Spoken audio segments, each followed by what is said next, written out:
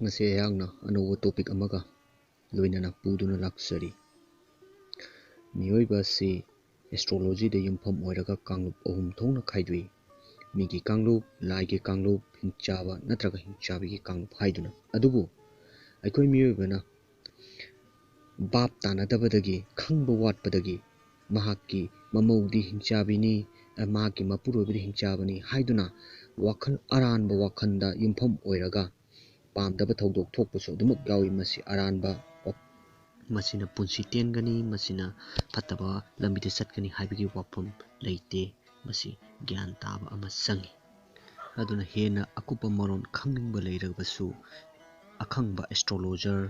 panji haibe tariko masiga tanabi bana hena fagani haibna khanjai aikhoisi mi tabra lai tabra hingchabi natraga hingchaba tabra haibedu khangna nabagi damakta ayakna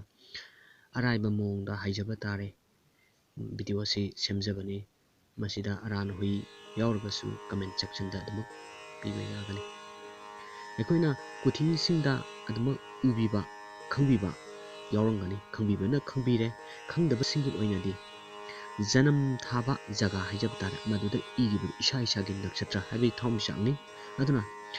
ani mari taru tramathoi trainthoi kun kumathoi kunmanga kuntaruk hairiba singse isha isha gi yawbiram labadi masigi kangbu singse bu aikoina nara